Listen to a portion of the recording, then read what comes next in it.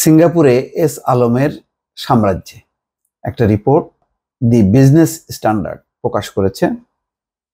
সিঙ্গাপুরে the business standard পরিচালিত সরেজমিন তদন্তে দেখা গেছে এস আলম একটি শপিং মলে 3টি হোটেল ও রিটেইল স্পেস কেনার জন্য প্রায় 700 মিলিয়ন সিঙ্গাপুরি ডলার, বর্তমান ডলার মূল্যে 6,300 কোটি টাকার সমান বিনিয়োগ করেছেন। 6,000 মানে ধরেন 6,500 কোটি টাকা বিনিয়োগ করছে সিঙ্গাপুরে। এই জন্যই দেখেন তাদের লাখ কোটি টাকা উপরে ঋণ তারা বিভিন্ন ব্যাংক থেকে নিয়েছে, মানে তারই মালিকানাধীন। অন্যান্য ব্যাংক তো আছেই। 26,000 কোটি টাকা পাওয়া যায় তার অ্যাকাউন্টে, মানে একটা বাংলাদেশ ব্যাংক বলা যায়। এস আলম মানে হচ্ছে একটা বাংলাদেশ ব্যাংক, মানে তারাই চালাইতে পারে পুরো দেশটাকে, এমনই টাকা পয়সার মালিক। সৌদি রাজা বাদশাহদের সাথে তুলনা করলেও এটা কমতি হবে না। এইসব তৈরি হয়েছে সবই শেখ হাসিনার আশীর্বাদে, এবং সেখান থেকে তারাও সুবিধা নিয়েছে। কি সব সুবিধা নিয়েছে এগুলো আসলে আন্তর্জাতিক তদন্ত না হওয়া পর্যন্ত আসলে মানুষের তাদের যে জিজ্ঞাসা, তাদের যে এই বিষয়ে কৌতূহলটা, এটা মিটবে না। তো রিপোর্টে এইভাবে শুরু করেছে তারা যে আগস্টের 1 রোদেলা সকাল, আমি সিঙ্গাপুরের জালান মেরলিমাও ও থমসন রোডের মোড়ে দাঁড়িয়ে ইতি উতি করে খুঁজছি 12,000 বর্গ ফুট এলাকা জুড়ে গড়ে ওঠা বিশাল 3 তলা একটি পেন্ট হাউসের নম্বর প্লেট। আশ্চর্যের বিষয়ে অনেকক্ষণ খোঁজার পরও কোনো নম্বর প্লেট চোখে পড়ল না। কিন্তু এই বাড়িটা 3 নম্বর জালান মেরলিমাও হতেই হবে। এর ঠিক পাশের বিল্ডিংটার নম্বর 5। রাস্তা পেরিয়ে 2 নম্বর বাড়িটার দিকে গেলাম। বিপরীত দিকের ম্যানশনটি যে 3 নম্বর জালান মেরলিমাও, এ ব্যাপারে কোনো সন্দেহ নেই। এই প্রাসাদোপম বাড়ির মালিক বাংলাদেশি অলিগার্ক সাইফুল আলম মাসুদ ওরফে এস আলম নামে সবার কাছে যিনি পরিচিত।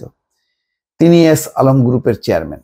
বাড়িটার ভিতরে উকি দিলাম, সারি সারি দামি বিলাসবহুল গাড়ি পার্ক করে রাখা। তার মধ্যে পোর্শ এবং জাগুয়ারও দেখা মিলল। সবচেয়ে পোর্শা অর্থাৎ এবং জাগুয়ার দুটি খুবই দামি ব্র্যান্ড। দাম কত ভাই এটা বলতে পারবো না, আপনারা গুগল সার্চ করে দেখে নেন। গুগলের ঠিকানাটা মিলিয়ে নিলাম। আমি যে বাড়িটার সামনে দাঁড়িয়ে সেটি স্ক্রিনে 3 নম্বর জালান মেরলিমাও হিসেবে দেখাচ্ছে। জালান মেরলিমাও সড়কে থাকা সব বাড়ির গেটের সামনে নম্বর প্লেট রয়েছে, কেবল 3 নম্বরটি ছাড়া। দেখেন ওখানে যেও লুকোনোর চেষ্টা, যাতে সহজে কেউ আইডেন্টিফাই করতে না পারে। বেল বাজাতে ইতস্তত বোধ করছিলাম, ঠিক তখনই গেট খুলে গেল। ভেতর থেকে ফিলিপিনো একজন তরুণী এবং একজন বাংলাদেশি নারী ট্রাশ ব্যাগ হাতে বের হলেন। গেটের ঠিক পাশেই একটা সবুজ নীল রঙের বিন। তাদের কাছে জিজ্ঞাসা করলাম এটা 3 নম্বর বাড়ি কিনা।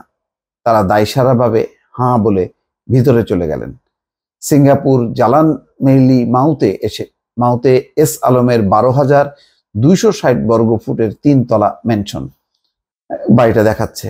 থমসন রোডের একটি নির্মাণ সাইটে কাজ করা একদল বাংলাদেশি শ্রমিকও উদয় হলেন সে সময়।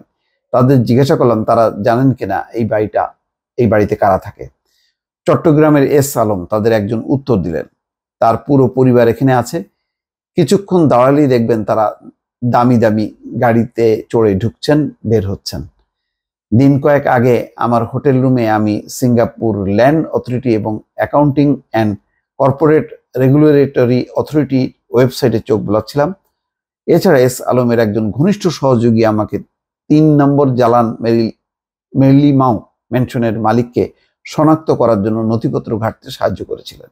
এস আলম 2019 সালে 12,260 বর্গ ফুট জমিতে প্রাসাদ তুল্য বাড়িটি নির্মাণ করেন, যার দাম বর্তমান বাজার মূল্যে কমপক্ষে 30 মিলিয়ন সিঙ্গাপুরি ডলার বা প্রায় 300 কোটি টাকারও বেশি।